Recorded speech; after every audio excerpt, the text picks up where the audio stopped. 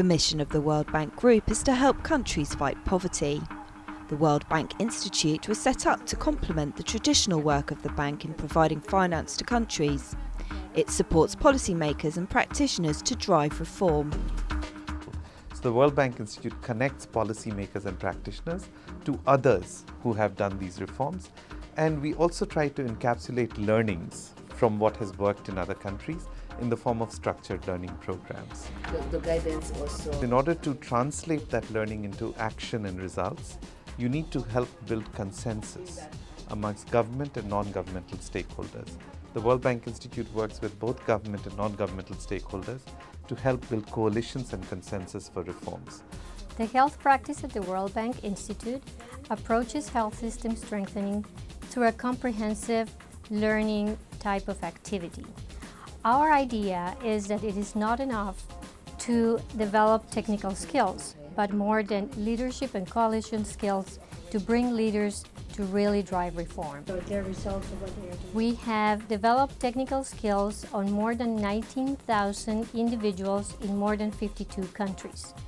We also have been working in pharmaceutical procurement in Africa. We have 3 countries in Africa that are working in a multi-stakeholder type of approach to develop working plans to improve transparency and accountability on the procurement of pharmaceuticals. The World Health Organization estimates that countries pay 35 to 45% more for drugs than they have to, and often corruption and inefficiencies in the procurement process is an issue. In this World Bank Institute network, 3 countries, Uganda, Tanzania and Kenya, are working together to share knowledge, information and data. The key features of this initiative is bringing multiple stakeholders together. And it is important because each of the stakeholders can learn from each other or can use the information from the different stakeholder groups to inform policy decision. We are participating in the World Bank Health Initiative, 1, because it's good for us, and 2, because I think the initiative brings together all the players that are important in improving healthcare. It brings together government, brings together civil society, brings together faith-based organizations. And you know, faith-based organizations have been very important in healthcare delivery in this country. We are learning and also sharing experiences, but also, most importantly, here we have government, we have the private sector, we have civil society. So it makes it easy for us to engage government from this meeting where we have agreed on common activities, common principles, a common vision. We don't have to reinvent the wheel. There is a lot of progress that has taken place in the pharmacy field in other countries, developed and developing countries, new models, new approaches and the like, which have not been applied in Tanzania. And I think the first thing that we've got to do is to look at how we can use these methodologies, these techniques in Tanzania to enhance the practice of pharmacy in the country and therefore make sure that the public gets better or more or enhanced access to medicines. Lack of transparency sometimes breeds corruption, and of course corruption has its cost. And in most cases the person who pays is the consumer. So we're talking about the price of the product, we're talking about the quality of the product. And if we can improve transparency levels, procurement agencies can get the medicines that they require at the right prices and also at the right qualities. And this will be a plus for consumers. What's different about this course is that while there's a substantial amount of technical content, there's also been an emphasis on developing multi-stakeholder coalitions in each country to actually carry through the reform process. What the participants believe is that in every low and middle income country, the effectiveness of the pharmaceutical supply system is actually a critical determinant to the health status of the citizens of the country. And so improving the pharmaceutical system has the capacity to actually make people better off. If people who can't get antimalarials get access to ACTs and modern antimalarials, they're better off. If people whose children are suffering from various sort of childhood infections can get access to the right antibiotics, they'll be better off.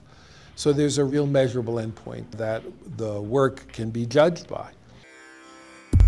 In 2009, the World Bank Institute formed the Asian Network for Capacity Building and Health System Strengthening with 9 Asian institutions. Well, the Asian Network's mission is to improve health systems in the Asian region, because there are a lot of changes that are happening in this region, and there needs to be capacity to strengthen health systems, because to organize health systems is quite complex, and the skills required are really lacking in many countries.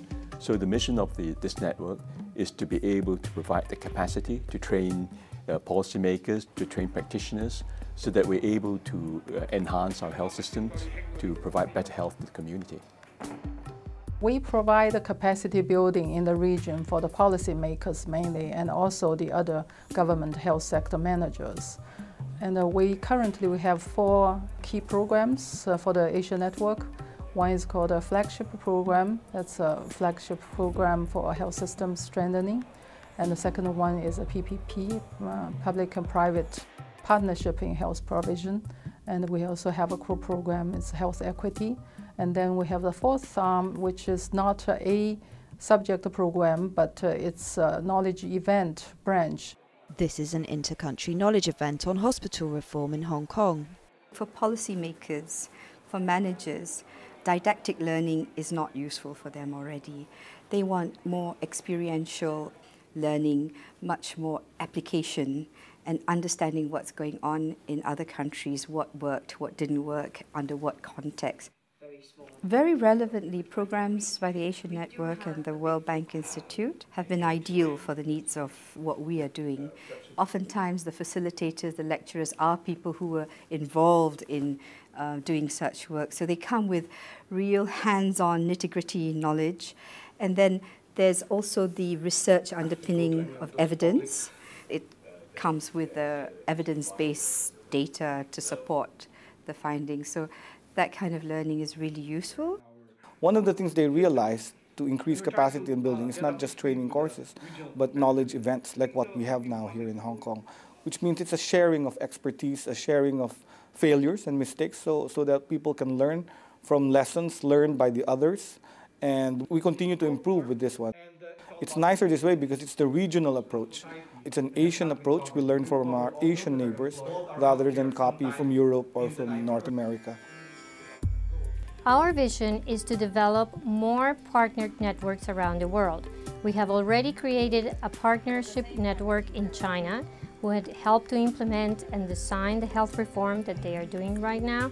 We also have a partnered network in Africa.